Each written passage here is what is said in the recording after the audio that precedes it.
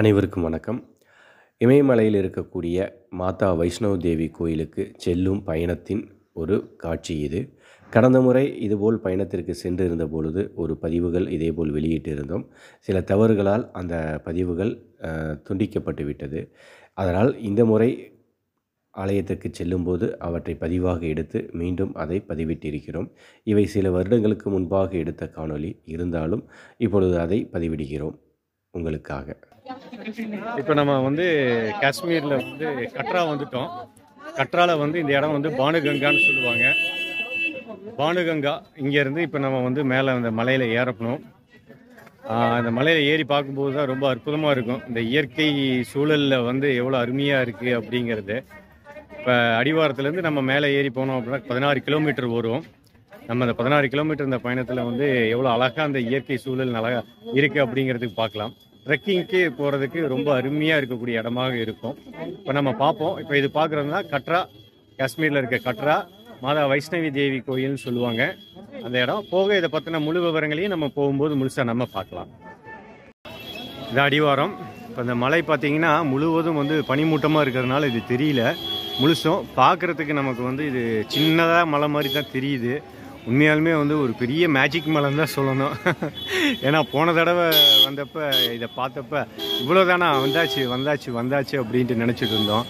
ஆனால் கடைசியாக போக போகத்தான் தெரியுது இங்கேருந்து அங்கே போகணும், அங்கேருந்து அங்கே போகணும் அப்படின்ட்டு தெரிய ஆரம்பிச்சிச்சு. ஸோ அதனால் எல்லாம் மிஸ்டாக இருக்குது. ஸோ மேலே போக போக பார்க்கும்போது நமக்கு இதெல்லாம் நல்லா தெரியும். நம்ம முழுசாக பார்ப்போம்.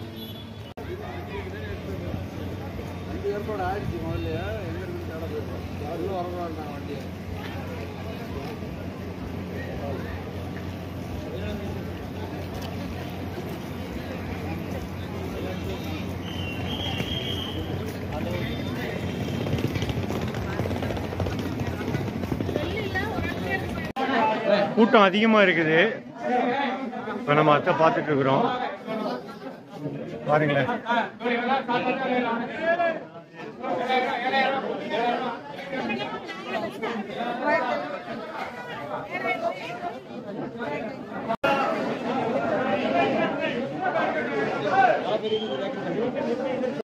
இப்போ இங்கேயும் என்ன ஆயிடுச்சு அப்படின்னா, நம்ம ட்ரெக்கிங் போகலாம் அப்படின்னு சொல்லிட்டு தான் வந்தோம். ஆனால் கூட வந்தவங்கள எல்லாம் என்ன ஆகி போச்சு, குதிரையெல்லாம் பார்த்த உடனே குதிரையில் போகணும் அப்படின்னு ஒரு ஆசை வந்துருச்சு எல்லாத்துக்குமே. வேறு வழி இல்லை. ரெண்டாவது மழையும் வேறு பெய்யுது, கூட்டமும் அதிகமாக இருக்குது. அதனால் போகும்போது வேணால் குதிரையில் போயிட்டு வரும்போது வேணால் நடந்து வந்துடலாம் அப்படின்ட்டு ஒரு ஐடியா பண்ணியிருக்கு. அதை விட முக்கியமாக இன்னொன்று என்ன சொல்லணும் அப்படின்னா, எனக்கு உண்மையாலுமே நடந்து போகிற அளவுக்கு உடலில் சரியில்லை அப்படின்னு தான் உண்மையை சொல்லணும். ஒத்துக்கிறேன், உண்மையை சொல்லிடுறேன். ஏன்னா அமர்நாத்லேயே நமக்கு வயிற்றாலையும் வாந்தியும் போய் செரிமானம் ஆகாமல் ரொம்ப சிரமப்பட்டு சாப்பிடாமல் இருந்தப்போ கூட உடம்பு எவ்வளோ நல்லா இருந்தது அப்படிங்கிறது தெரியும். சாப்பிட்டு செரிமானம் ஆகாமல் உடம்பு எவ்வளோ பாதிக்கும் அப்படிங்கிறத அனுபவிக்கிறவங்களுக்கு மட்டும்தான் தெரியும். அது இல்லாமல் காற்று மிக குறைவாக இருக்கக்கூடிய இடம், மைனஸ் பனி மைனஸில் இருக்கும்போது எப்படி இருக்கும் அப்படிங்கிறத உங்களுக்கே தெரியும். நான் குதிரையில் போயிட்டு இருக்கிறதுனால ஆடிட்டு இருக்குது, வேறு வழி இல்லை, வச்சுக்கோங்க. அதை அனுபவிக்கும் போது தெரியும். அதனால தான் வேறு வழி இல்லை. இன்றைக்கி நம்ம ரிஸ்க் எடுக்கிறதுக்கு நிறைய விஷயம் இருக்குது, இதிலெல்லாம் நம்ம ரிஸ்க் எடுக்க வேண்டாம் அப்படிங்கிறதுனால தான் போகும்போது குதிரையில் போயிடலாம் அப்படின்ட்டு இப்போ குதிரையில் போகிறோம். வரும்போது நம்ம நடந்து வந்துடலாம். நல்லா இருக்குது. கிளைமேட் ரொம்ப அருமையாக இருக்குதுங்க. மேலே போக போக எப்படி இருக்குன்னு தெரியும். வாங்க பார்ப்போம். பாருங்க, குழந்தைகளுக்கெல்லாம் தனியாக இது மாதிரியே ஒரு வண்டி இருக்கும், வண்டியில் வச்சு கூட்டிகிட்டு போகலாம். இதில் வரவங்க குதிரையில் வரவங்க வரலாம், டோலியில் வரவங்களும் வரலாம், நடந்து வரவங்க வரலாம், ஹெலிகாப்டர்லேயும் வரலாம். ஆனால் ஹெலிகாப்டர் இப்போ பார்த்தீங்கன்னா இன்றைக்கெலாம் கிடையாது. ஏன்னா பனிமூட்டம் இருக்கிறதுனால. எவ்வளோ செங்குத்தாக இருக்குது மலை பாருங்க. அப்படியே மேலே பார்க்குறதுக்கு ரொம்ப அருமையாக இருக்குது.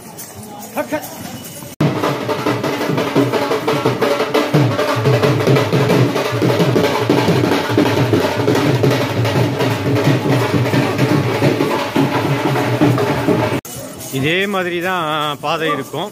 இதில் அப்படியே நடந்து போகலாம். நடந்து போகிறது ரொம்ப நல்லாயிருக்கும். முடியாதவங்க குதிரையில் போகலாம், அதுலேயும் முடியாதவங்க டோலியில் போகலாம். இல்லை உடனே போயிட்டு உடனே வரணுங்கிறவங்க ஹெலிகாப்டர்லையும் போகலாம். ஒரு ட்ரெக்கிங் போகிறதுக்கு ஒரு அருமையான ஒரு இடம், இயற்கை சூழலில், அது ஹிமாலயா காஷ்மீரில் அருமையாக நல்லாயிருக்கும். ஒரு பக்தியோடு வர்றதுக்கு ஒரு சிறப்பான ஒரு இடமாகவும் இது இருக்கும்.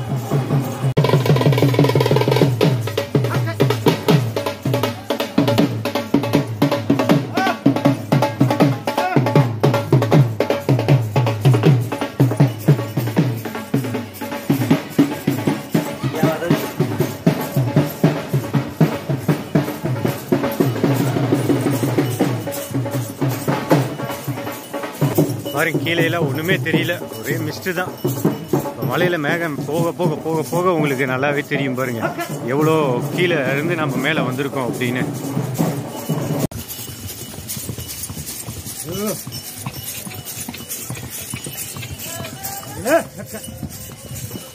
இவ்வளோ மிஸ்ட்டு பாருங்க, எவ்வளோ கீழே இருந்து எவ்வளோ தூரம் வந்திருக்கோம் பாருங்க. குழந்தைகள் எல்லாம் இது மாதிரி வண்டியில் வச்சு கொடுத்து விட்ருவாங்க, இல்லை பெற்றவங்களும் வந்துடுவாங்க, குழந்தைய கூட்டிகிட்டு வந்துடுவாங்க இந்த மாதிரி வண்டியில். இது வந்து டோலியில் இருக்கவங்களுக்கு தான் இதை வண்டி தூக்கிட்டு வருவாங்க.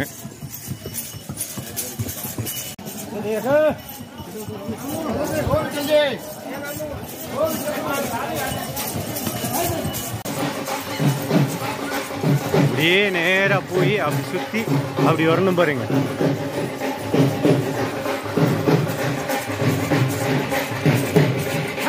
இப்போ பாருங்க, பூரா மிஸ்ட்டு, பனி படர்ந்துருச்சு. கீழேருந்து நம்ம பார்த்தோம் இல்லைங்களா, ஃபுல்லாக பனி படர்ந்து இருந்தது இல்லையா, அந்த இடத்துக்கு வந்துட்டோம். இப்போ கீழே இருந்து பார்க்குறதுக்கு எதுவுமே கீழே தெரியாது. இப்போ இன்னும் மேலே போக போக போக அதே தான், எயித்தாப்பில் எதுவுமே தெரியாத அளவுக்கு நல்லா பனி படர்ந்துருக்கு. இப்போ பாருங்க, இன்னும் மேலே அங்கே போகணும்.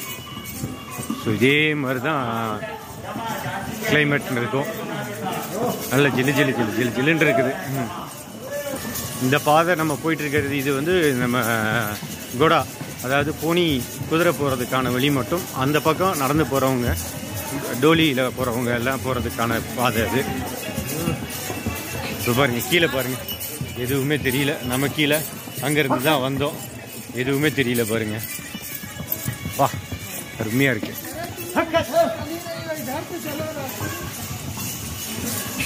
இன்னும் எயித்தாப்பில் அங்கே இருக்கு பாருங்க. நம்ம இன்னும் இப்போ அடுத்து அங்கே தான் போகணும். பட் ஆனால் வந்து இங்கே பாருங்க, எதுவுமே தெரியல பாருங்க. நம்ம கீழே இருந்தால் வந்தோம். நடந்து போகிறவங்களுக்கு பார்த்தோம் அப்படின்னா இதே மாதிரி பாதை அப்படியே இருந்துட்டு இருக்கோம். இதில் இடையில வந்து ஷார்ட்கட்டில் வந்து படிக்கட்டுலாம் வச்சுருப்பாங்க. அந்த படிக்கட்டில் கொஞ்சம் போனோம்னா கொஞ்சம் சீக்கிரம் நடந்து போன தூரம் வந்து நமக்கு வந்து கொஞ்சம் குறையும். அப்போ வந்து சீக்கிரம் அடுத்தடுத்த அந்த வழிகளில் வந்து பயணப்படுறதுக்காக இருக்கிற மாதிரி இருக்கும். இது கீழே இருந்து மேலே வரைக்குமே நமக்கு இருக்குது. இதில் பார்த்தோம் அப்படின்னா மேலே போயிட்டு தனியாக அங்கே மாதா தேவி தரிசனம் பண்ணுறதுக்கு அங்கேருந்து பைரவர் சன்னதி இருக்குது, அதுக்கு தனியாகவே வந்து போகிறதுக்கு வழி இருக்குது. அதுக்கு வந்து விஞ்சி போட்டிருக்காங்க, அதான் ரோப் கார் மாதிரி இது விஞ்சி இது போட்டிருக்காங்க. அதில் போய் நம்ம தரிசனத்துக்கு போகலாம். படிக்கட்டு வழியாகவும் நடந்து போகலாம். குதிரையில் போனோம்னா குதிரையிலையும் கூட்டிகிட்டு போய் மேலே விடுவாங்க. ஸோ இது மாதிரி வழி நிறைய இருக்குது. ஆனால் உண்மையாலுமே அங்கே நடந்து போகணும், ஒரு ஆன்மீகம் ரீதியாக இறைவர் மீது மட்டும் எண்ணங்களை வச்சுக்கிட்டு நடந்து ஒரு தரிசனம் பண்ணணும், இயற்கை சூழலோடு நம்ம பார்க்கணும் அப்படின்னு விரும்பணும் அப்படின்னா இது உண்மையாலுமே ஒரு அருமையான இதுங்க. மழை பெஞ்சாலும் சரி, பனி இருந்தாலும் சரி, எதை பற்றி கவலை இல்லை. ஏன்னா நமக்கு ஃபுல்லாக பாதுகாப்பு இருக்குது, எல்லா பக்கமும் வந்து பாதுகாப்பு இருக்குது. சாப்பிட்றதுக்கு வசதி, மருத்துவ வசதி, தங்குறதுக்கு வசதி, மலையிலிருந்து பனியிலிருந்து இது எல்லாத்துக்குமான வசதி எல்லாமே இருக்குது. அதில் பயணிக்கலாம். இதில் இன்னொரு பெரிய விஷயம் என்னன்னு கேட்டிங்கன்னா, 24 மணி நேரமும் இங்கே வந்து கோயிலுக்கு வரலாம். அதுதான் ஒரு பெரிய விசேஷம். கோயில் சாத்துறதே கிடையாது. அந்த உச்சிகால பூஜை அப்படிங்கிறது மட்டும் இருக்கும். அந்த நேரத்தில் மட்டும்தான் அந்த 3/4 மணி நேரத்தில் சாத்துவாங்க. நாம் இப்போ போகிற நேரம் பார்த்தீங்கன்னா அப்படி தான் இருக்கும்னு நினைக்கிறேன். நம்ம இப்போ மணி 3:30 ஆயிடுச்சு. நம்ம புறப்பட்டதே 2 மணிக்கு தான். இப்போ 3:30 ஆயிடுச்சு. நாம் மேலே போகிறதுக்கு எப்படியும் அந்த டைமுக்கு தான் இருக்கும்னு நினைக்கிறேன். பார்ப்போம். அதனால் 24 மணி நேரம் திறந்துருக்கோம் அப்படிங்கிறதுனால நம்ம 24 மணி நேரமும் வந்து பயணம் பண்ணிகிட்டே இருக்கலாம். பாருங்கள், கூட்டம் பாருங்கள், காட்டுறேன்.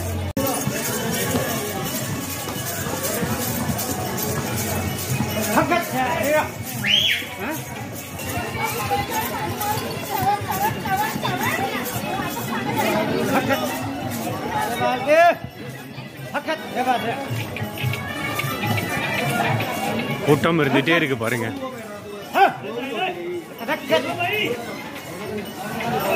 இதில் போனீங்கன்னா 5.5 கிலோமீட்டரு, இதில் இந்த வழியாக போனோம்னா 6.5 கிலோமீட்டரு. அது கொஞ்சம் ஷார்ட்கட்டான வழி, இது கொஞ்சம் சீக்கிரமாக வர வழி. உண்மையாலுமே ரொம்ப நல்லா இருந்தது, ஆனால் அருமையாக இருந்தது, ஒரு புது அனுபவம். நம்ம குதிரையிலே அதிகமாக எங்கேயும் போகிறதும் கிடையாது, அதனால் பரவாயில்ல. நமக்கு வந்து இங்கே வந்தால் உண்மையாலுமே ஒரு குதிரையில் வந்த ஒரு அனுபவமும் நமக்கு இருக்குது.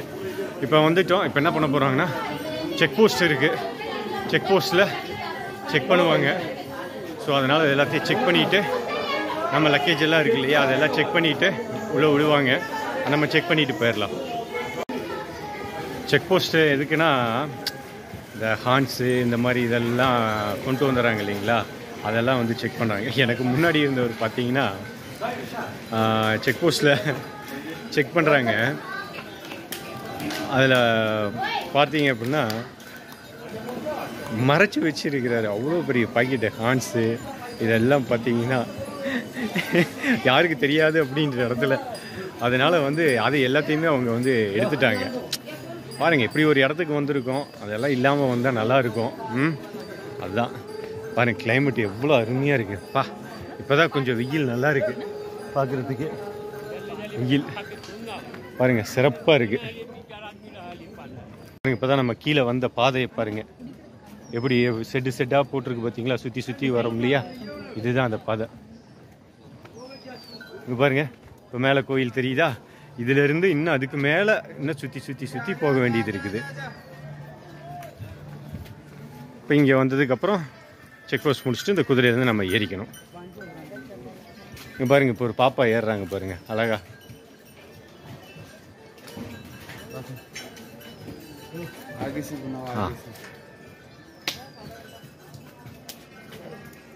आगे से लो ना।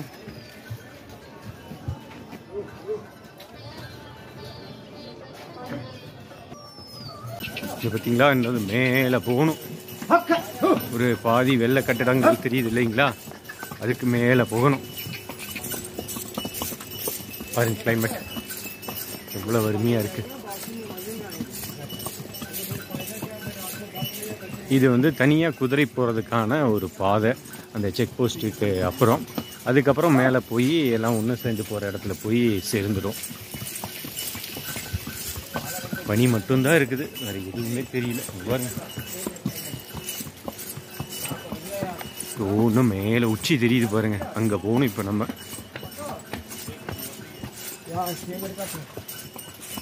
ஆவா, அப்படியே ரொம்ப சாந்தமாக அமைதியாக இருக்குங்க. இன்னும் கொஞ்சம் முன்னாடி போயிட்டோம்னா நாம மட்டும் போயிடலாம்னு நினைக்கிறேன்.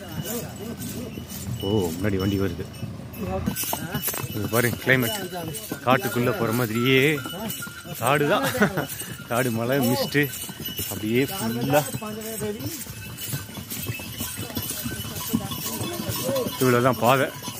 இந்த பாதை குதிரைகளுக்கான பாதை மட்டும்தான். இதில் அப்படியே தனியாக போனால் எப்படி இருக்கும் பாருங்களேன். அந்த பக்கம் நடந்து போகிறவங்க கும்பல் நிறைய இருக்கும். இது குதிரையில் போகிறவங்கனால வந்து கரெக்டாக இருக்குது. பாருங்க, கீழே கோயில் தெரியுது பார்த்தீங்களா, அங்கேருந்து அப்படியே வந்திருக்கிறோம். எப்படி அதை நடந்து வந்தால் நம்ம அங்கேருந்து தான் வருவோம்.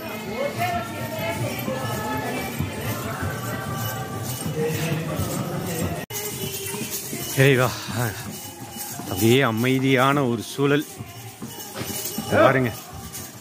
அந்த பக்கம் நடந்து போகிறவங்களுக்கான பாதை, இந்த பக்கம் குதிரை. அப்படியே ரம்மியமாக அமைதியாக பயணிக்கிறதுக்கு இவ்வளோ நல்லா இருக்கு. இங்கே பாருங்கள், இந்த பக்கம் கிளைமேட் பனி தான், பனியை தவிர வேறு ஒன்றும் இல்லை. இங்கே பாருங்கள், இன்னும் மேலே நம்ம போகிறதுக்கான வழி பாருங்கள்.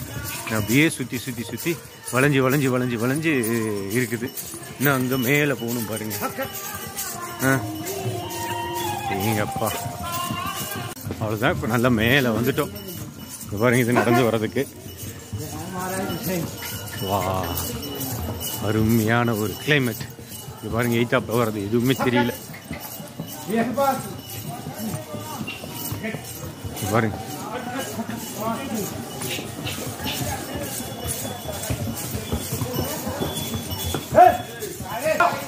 பாருங்களேன், பனி தான் அப்படியே ஜில்லுன்னு இருக்குது. அருமை அருமை அருமை அருமை. பாருங்க, கீழே வந்துட்டோம். கீழே எதுவுமே தெரியல பாருங்க. வா,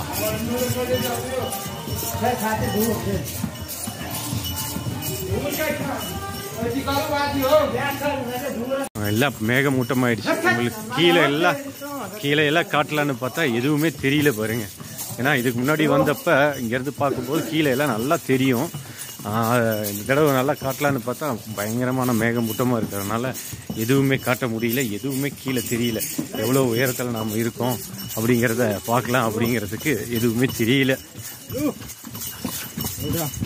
भाई जी आराम से हाँ ठीक है हाँ से ओके ये பாருங்க.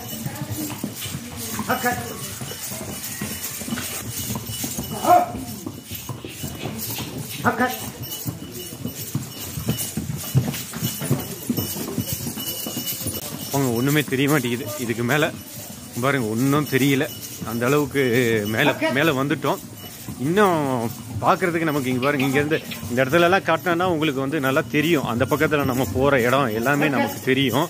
இப்போ அது எதுவுமே தெரியல, எல்லாமே மறைஞ்சிடுச்சு பாருங்கள். இப்போ 8 வரவங்க கூட நமக்கு தெரியாத அளவுக்கு ஆயிடுச்சு. ஆனால் இன்னும் இப்போ நம்ம வந்ததில் ஒரு அரைவாசி வந்திருக்கோம். இன்னும் ஒரு அரைவாசி நம்ம வந்து மேலே இன்னும் பயணிக்கணும். அதெல்லாம் பார்த்தீங்கன்னா இங்கேருந்து போகும்போது அப்படி இந்த சைட்லேயே தெரியும். அப்படியே சுற்றி நமக்கு வந்து தெரியும். நம்ம இதில் பார்க்கும்போதே தெரியும், ஓ இவ்வளோ தூரம் போகணும் அப்படிங்கிறது தெரியும். இப்போ பாருங்கள், எதுவுமே தெரியல பாருங்கள். இங்கே பாருங்க, எதிர்த்தாப்பில் போகிறவங்க கூட நமக்கு தெரியல. அங்கே வரவங்க தெரியவே இல்லை பாருங்கள், எல்லாம் மறைச்சிருச்சு. அந்தளவுக்கு பனிமூட்டம் ஆயிடுச்சு, ரொம்ப குளுமையாக ஆயிடுச்சு.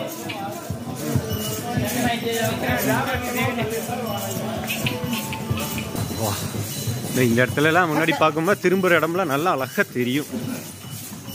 எல்லாம் தெரியல.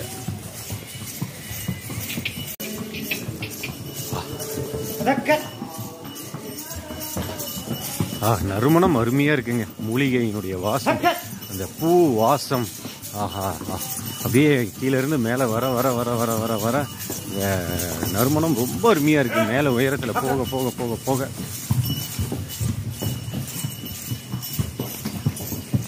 பாருங்க, மேலே ஹாஸ்பிட்டல்ஸ் இருக்குது, எல்லா வசதிகளும் இங்கே இருக்குது.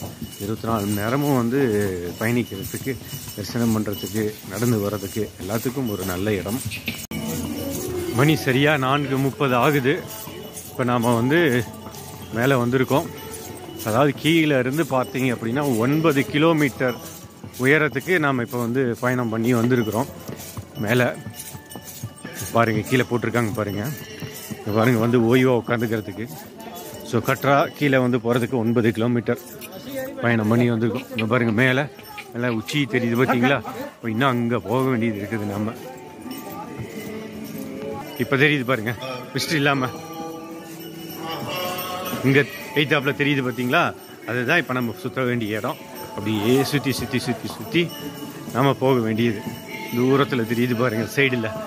அப்போ இன்னும் எவ்வளோ தூரம் போக வேண்டியது இருக்குது பாருங்களேன். இதா பாருங்க, தெளிவாக தெரியாது அந்த அளவுக்கு பனிமூட்டம் இருக்கிறதுனால. பார்த்தீங்களா, இப்போ இன்னும் அந்த இடத்துக்கு போக வேண்டியது இருக்குது. இன்னும் சுத்தமாக நம்ம 9 கிலோமீட்டர் பயணிக்க வேண்டியது இருக்குது. அதில் பாருங்கள், இல்லை இன்னும் கீழே பார்த்தீங்களா தாவரங்கள் பார்த்தீங்களா? அது என்ன தாவரம்னு பார்த்தீங்களா? இந்த தாவரத்தை நம்ம ஊரில் வச்சு வளர்த்தணும் அப்படின்னா நம்மளை பிடிச்சி உள்ள தூக்கி போட்டுருவாங்க. ஆனால் இந்த தாவரம் பாருங்கள், இங்கே எவ்வளோ அழகாக பார்க்குற இடத்துல எல்லாம் காஷ்மீரில் அதிகமாக இந்த தாவரம் தான் முளைச்சிருக்கும். இந்த தாவரம்னு சொல்கிறத விட மூலிகைன்னு சொல்லலாம். சிவபானம்னு சொல்லுவாங்க, கோரக்கர் மூலின்னு சொல்லுவாங்க. அதுக்கு மேலே நீங்களே அதை புரிஞ்சுக்குவீங்க. அதை போட்டால் சும்மா அவ்வளோ கெத்தாக இருக்கும். இங்கே பாருங்களேன், இப்போ கீழே பாருங்களேன், மான் பாருங்கள், இறை மான் பார்த்தீங்களா? இங்கே இருக்குது பாருங்கள், இந்த மலை மேலே பாருங்களேன் மான். பாருங்களேன், யாரும் இல்லை, அமைதியாக இருக்குது. அப்படியே ஜில்லுன்னு இந்த பாடல் மட்டும் இல்லாமல் இருந்துட்டா நமக்கு ரொம்ப நல்லா இருக்கும், இனிமையாக இருக்கிறதுக்கு. இங்கே பாருங்க, அப்போ நம்ம அந்த ப்ரெசண்ட்டில் இருக்கக்கூடிய அந்த நிலையில் நம்ம இருந்து பழகிட்டோம் அப்படின்னா இந்த இடம்ல நம்ம பயணிக்கிறது முழுமையிலுமே தியானமாகவே மாறி போயிடும். அந்த சைடெல்லாம் உங்களுக்கு காட்டலான்னு பார்த்தேன். இன்னும் நாம் வந்து அந்த பக்கம் போகிறது அப்படியே சுற்றி வரும் பாதை. அதை காட்டலாம் அப்படின்னு பார்த்தா முழுவதும் மறைச்சிருச்சு. அந்த பக்கம் இருக்கிற மலைகளே நமக்கு தெரியல. ரொம்ப குளுமையான சூழ்நிலை உருவாயிடுச்சு. இங்கே பாருங்கள், உண்மையாலுமே பெரிய வேலைங்க. இவ்வளோ பெரிய மலையை எப்படியெல்லாம் வந்து பாதையை உருவாக்கி இவ்வளோ பாதுகாப்பு வசதிகளையும் பண்ணி கொடுத்துருக்காங்கன்னா உண்மையாலுமே பெரிய விஷயம் தானுங்க. நம்ம பாரதத்தில் வந்து ஆன்மீகம் அப்படிங்கிறதா பொக்கிஷம் அப்படிங்கிறது வந்து இங்கே பயணிக்கும் பொழுது தான் அது வந்து எந்த அளவுக்கு உண்மையானது அப்படிங்கிறது தெரிய வரும். பாருங்க. ஸோ இதெல்லாம் பார்த்தீங்க அப்படின்னா ப்ரீபெய்டு போனி வேணுங்கிறவங்க இங்கே வந்து எடுத்துக்கலாம். அதாவது எப்படின்னு கேட்டிங்கன்னா, கீழேருந்து வரும்போது நாம் வந்து குதிரையை எடுத்துகிட்டு வந்துடலாம். ஸோ திடீர்னு இடையில வந்துட்டு நமக்கு வேணும் அப்படிங்கிறப்ப வந்து நாம் இங்கே வந்து எடுத்துக்கலாம். இங்கே வந்து பார்த்திங்கன்னா ப்ரீபெய்டு போனின்னு சொல்லுவாங்க. இப்போ நம்ம பார்த்துட்டு இருக்க இந்த கட்டடம் இருக்கு இல்லைங்களா, இந்த கட்டடத்துக்கு அங்கே தான் அந்த குகை இருக்குது. அந்த குகையில் தான் 3 தெய்வங்களும் இருக்கிறதாக வழிபாடு பண்ணிகிட்ருக்காங்க. இப்போ நான் உங்களுக்கு ஜூம் பண்ணி காட்டுறேன் பாருங்கள். அதாவது காளிகா பவன் இருக்கு இல்லைங்களா, ஒன்று பெருசாக தெரியுது பார்த்தீங்களா, அதுக்கு பின்னாடி ஒரு பெரிய நியூ காளிகா பவன் ஒன்று இருக்குது பார்த்தீங்களா, அதுக்கு கீழ்புறத்தில் தான் அந்த பெரிய அதுக்கு பின்னாடி தான் அந்த பெரிய குகை இருக்குது. அந்த குகைக்கு கீழே தான் அந்த 3 சாமியும் இருக்கிறதாக இருக்குது. அந்த குகையில் போய் சாமி பார்க்குற மாதிரி தான் இருக்குது. ஸோ அது பக்கத்தில் ஒரு சின்னதாக அங்கே பார்த்தீங்கன்னா ஒரு கோயில் மாதிரி தெரியும். அது வந்து சிவன் கோவில். அந்த குகையிலேருந்து சாமி கும்பிட்டுட்டு அப்படியே வெளியே வந்தோம்னா அந்த சிவன் கோயில் அப்படியே தரிசனம் பண்ணிவிட்டு அப்படியே வெளியே வர மாதிரி இருக்கும். இதெல்லாம் பார்த்தீங்கன்னா வந்து அந்த ஒவ்வொரு பவன், அதாவது இங்கே வந்து ஸ்டே பண்ணிவிட்டு தரிசனம் பண்ணிக்கிறதுக்காக இருக்குது. பாருங்கள், இதுதான் இருக்கிற மலையின் உச்சி. இது உச்சியில் இது வந்து பார்த்தீங்கன்னா நவம்பர் டிசம்பர் இந்த மாதங்களில் வந்தீங்க அப்படின்னா இது முழுமையாக பனியால் சூடப்பட்டு இருக்கும். இப்போ இருக்கிறத பச்சை பசேன்னு இருக்கிறது எதுவுமே இங்கே தெரியாது. இப்போ நாம் வந்து இங்கேருந்து இன்னும் கொஞ்சம் மேலே போனோம் அப்படின்னா பைரவர் சன்னதி இருக்குது. இந்த பைரவர் சன்னதிக்கு வந்து ஒரு விஞ்ச், அதாவது ரோப் கார்லாம் போட்டிருக்காங்க. நாம் இப்போ எப்படி வந்தோமோ அதே மாதிரியே நம்ம இப்போ பயணப்பட போகிறோம். வாங்க நம்ம பைரவர் சன்னதிக்கு அங்கேயும் நம்ம போய் பார்க்கலாம். நம்ம இப்போ கீழே தரிசனம் பண்ணிவிட்டு இப்போ திருப்பி ப்ரீபெய்டு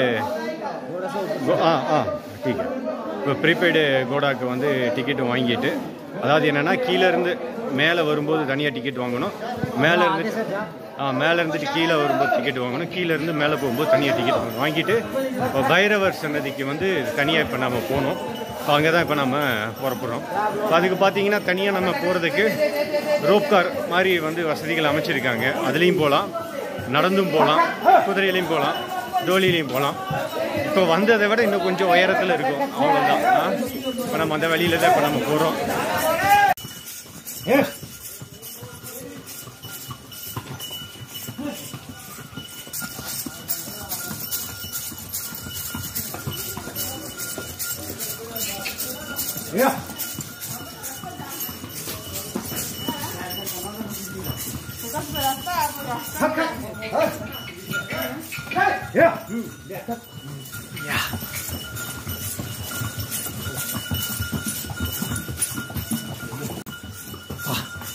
பயங்கர சில்னஸுங்க. ஜில்லுன்னு இருக்கு. பாருங்க, பாதைகள்லாம் பாருங்க எப்படி இருக்கு அப்படின்னு. இதே பாறையில் பெரிய விஷயங்க. இந்த இதெல்லாம் வந்து இவ்வளோ பெரிய மலையில் வந்து இப்படி வந்து பாதையெல்லாம் அமைச்சு போட்டிருக்கிறாங்கன்னா உண்மையாலுமே அது வந்து நம்ம புராணத்தில் குறிப்பிட்டது, இந்த இந்து மதத்தில் குறிப்பிட்டது மாதிரி வந்து நேரில் பார்க்கும்போது தான் உண்மையெல்லாம் தெரியுது. எவ்வளோ முக்கியத்துவத்துக்கு பக்தி கொடுத்துருக்காங்க அப்படிங்கிறது தெரிய வருங்க. பாருங்க, இப்போ இருக்க உச்சத்துக்கு நம்ம போயிட்டுருக்குறோம், மலையினுடைய உச்சத்தில். பாருங்க, இன்னும் போயிட்டே இருக்குது.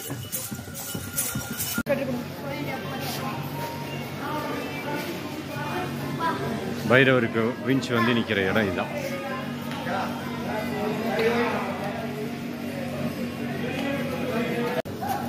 இப்போ நாம் வந்து குதிரையை வந்து விட்டுட்டு இப்போ நம்ம பைரவர் தரிசனம் பண்ணுறதுக்கு இப்போ போயிட்டுருக்கோம். நான் இங்கேருந்து என்ன ஒரு கிலோமீட்டர் இருக்கும்னு நினைக்கிறேன் நடக்கிறது. ஸோ தரிசனம் பண்ணிவிட்டு நம்ம வந்துடுவோம். அருமையாக இருக்குது. இப்போ மணி 7:30 ஆக போகுது பாருங்கள். 7:30 மாதிரியே தெரியல, அவ்வளோ வெளிச்சம் அப்படியே தான் இருக்குது. ரொம்ப நல்லா இருக்குது. நல்லா ஜில்லுன்னு மேகமூட்டத்தோட நல்ல அருமையாக ஒரு நல்ல உயரம். நல்லா நடந்து போகணும், ஒரு நல்ல பயணத்துக்கு இருக்கணும் அப்படின்னு நம்ம நினச்சோம் அப்படின்னா இது ரொம்ப நல்லா இருக்கும். நல்ல தரிசனம். குதிரைக்காரங்களும் சும்மா சொல்லக்கூடாது, உழைப்பு, அருமையான உழைப்பு. பாவம் அவங்களுக்கு ஒவ்வொரு தடவையும் ஒரு நாளைக்கு எத்தனை தடவை ஏறி இறங்குறாங்க. பெரிய விஷயந்தான், இதெல்லாம் பாராட்ட வேண்டிய விடயம்தான். கண்டிப்பாக அவங்களுக்காகவே நம்ம வந்து காசு கொடுக்கறதுல தவறே கிடையாது. நம்ம மேலே போய் தரிசனத்துக்கு போயிட்டு பார்ப்போம். பார்த்தீங்களா கூட்டம், பார்த்தீங்களா பூஜைக்கு பூட்ட போகிறாங்களா, அதனால் உடனே வர சொல்கிறாங்க. இதான் பாருங்கள் எப்படி பனிமூட்டம் எப்படி இருக்குன்னு பாருங்கள். இப்போ நாம் வந்து கட்ரா, அதாவது ஜம்மு காஷ்மீர் வந்து கட்ராவில் வந்து மாதா வைஷ்ணவி தேவி கோயில்னு சொல்லுவோம் இல்லைங்களா, அங்கே மேலே வந்துட்டோம். அங்கே வைஷ்ணவி மாதா கோயில் கீழே இருக்காங்க. அங்கே தரிசனத்தை முடிச்சுட்டு இப்போ நாம் வந்து அதுக்கும் உயரத்தில் இருக்கக்கூடிய பைரவர் சன்னதிக்கு வந்துருக்கோம். அங்கே பார்த்தீங்களா, பைரவர் சன்னதி. அந்த பைரவர் சன்னதிக்கு தரிசனம் பண்ணிட்டோம்னா அவ்வளோதான். இதுதான் மலை உச்சியில் உயரத்தில் இருக்கிறது. அங்கேருந்து அதுக்கப்புறம் நம்ம வந்து கீழே தான் இறங்கணும். எவ்வளோ ரம்மியமாக இருக்குது பாருங்கள். மணி 7:30 ஆகுது. 7:30 மணிக்கு எவ்வளோ வெளிச்சமாகும், எவ்வளோ பனிமூட்டமாகவும் எவ்வளோ அருமையாக இருக்குது அப்படின்றத பாருங்களேன். அப்படியே சுற்றி காட்டுங்க.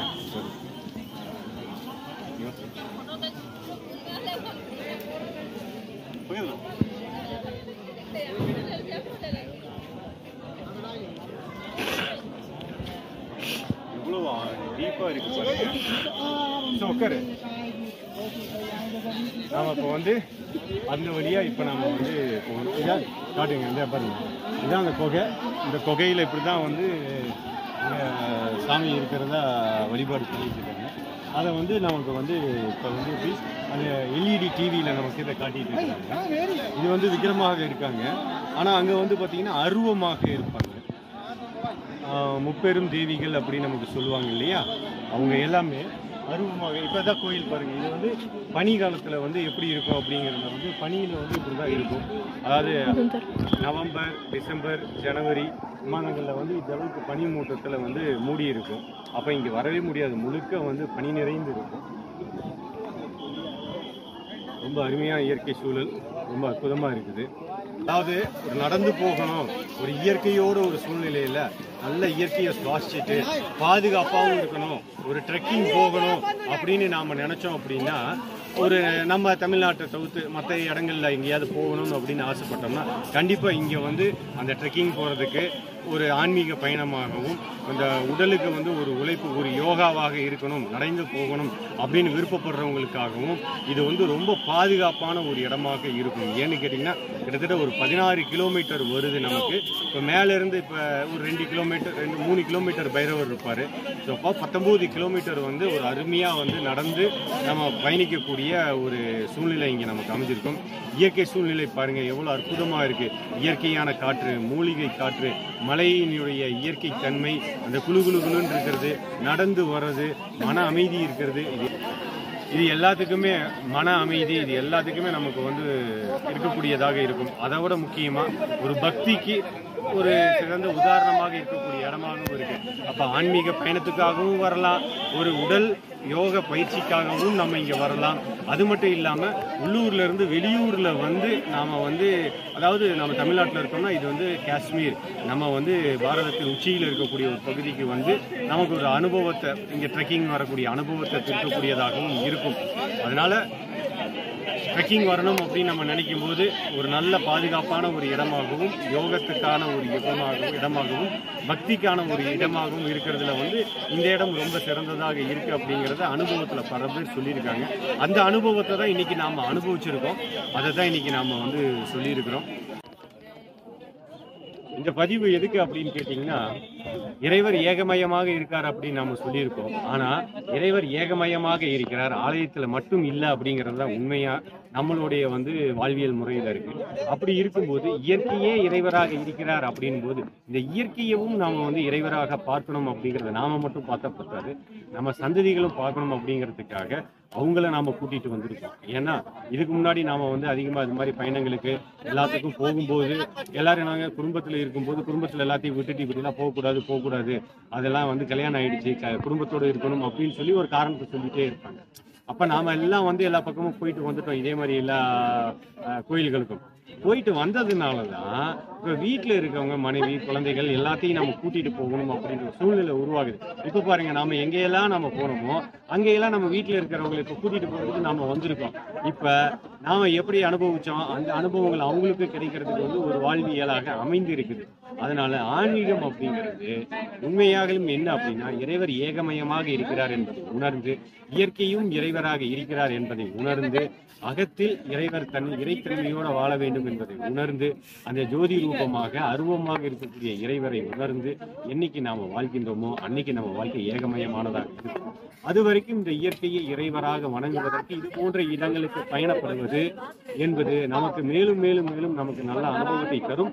நம்ம கூட இருக்கிறவங்களுக்கு நல்ல வழிகாட்டி கொடுக்கக்கூடிய ஒரு சந்தர்ப்ப சூழ்நிலைகளாக அமையும். அப்படிங்கிறதுக்காகத்தான் நம்ம இந்த மாதிரி இடங்களுக்கு எல்லாம் வர்றது. இப்ப நம்ம வீட்டுல இருக்க என்னுடைய மனைவி குழந்தைகள் எல்லாத்தையும் கூட்டிட்டு வந்திருக்கோம். அவங்களுக்கு இந்த அனுபவத்தை நாம பகிர்ந்திருக்கோம். அப்படிங்கிறதுக்காகத்தான் இந்த மாதிரி இடங்களுக்கு நாம வந்திருக்கிறோம். இந்த பதிவு உங்களுக்கு நல்ல ஒரு மன திருப்தியை தந்திருக்கும் நினைக்கிறேன். மீண்டும் மற்றொரு பதிவில் சந்திக்கிறோம். அதுவரை உங்களிடமிருந்து விடைபெறுவது உங்கள் கிருஷ்ணாத்மா. நன்றி. இருக்கிற மலையிலேயே மிக உச்சியில இருக்கக்கூடிய இடம் தான் இது. பாருங்க, அது எய்த்தாப்புல மலை தெரியுது பார்த்தீங்களா, அதன் உச்சி தான் இது. அந்த இடத்துல நாம் இப்போ இருக்கிறோம். இங்கே அப்படியே அமைதியாக உட்காந்துட்டோம் அப்படின்னா காலையிலேருந்து விரட்டி நம்மளை புறப்படலான்னு சொல்கிற வரைக்கும் அப்படியே நம்ம இங்கே அமைதியாக நம்ம இங்கே உட்காந்துக்கலாம். அந்த அளவுக்கு ஒரு ரிலாக்ஸேஷனாக இருக்கிறதுக்கான ஒரு இடம். பெரிய இயற்கை சூழல், மிக உயரம், உச்சி. எவ்வளோ உயரம் பாருங்கள். கற்றால அந்த வைஷ்ணவி மாதா கோயிலினுடைய உச்சி இது. பைரவர் கோயில், அதுதான் அந்த வெள்ளை கலரில் உச்சியில் இருக்குது பார்த்தீங்களா, அதுதான் அந்த கோயில், பைரவர் கோயில். பைரவர் கோயிலுக்கு பக்கத்தில் தான் இப்போ நாம் உட்காந்துருக்குறோம். எவ்வளோ அமைதியாக.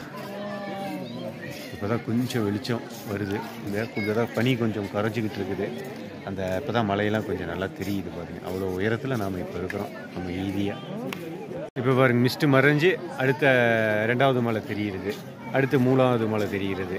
இப்படியே கொஞ்சம் கொஞ்சமாக மிஸ்ட்டு மறைய மறைய மறைய மறைய இந்த மலையெல்லாம் தெரிய ஆரம்பிக்கும். பாருங்கள், 7:30 மணி. 7:30 மணிக்கு எப்படி இருக்குது பாருங்கள். அருமையான நறுமணம்ங்க. பாப்பா மூலிகை வனத்தில் பயணிக்கிறது போலயே இருக்குது. அற்புதமான வாசம்.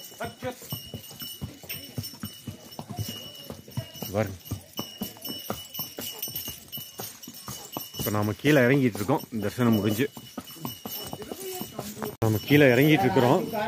பாருங்களேன், இப்போ இறங்குறது எப்படி இருக்குது அப்படின்ட்டு. ரொம்ப சரிவாக இருக்குது. இதில் இறங்குறதுல தான் ஏறுறது கூட ஏறிடலாம். இறங்குறதுல தான் இப்போ நமக்கு இதில் இருக்குது. இங்கே பாருங்கள், அப்படியே குதிரை கீழே இறங்கும் போது நம்ம என்ன பண்ணோம், 2 காலையும் முன்னாடி நீட்டிக்கிட்டு உடம்பு பின்னாடி இறக்கிக்கணும். அப்போ தான் நம்ம அந்த பேலன்ஸு குதிரைக்கு கரெக்டாக கிடைக்கும்.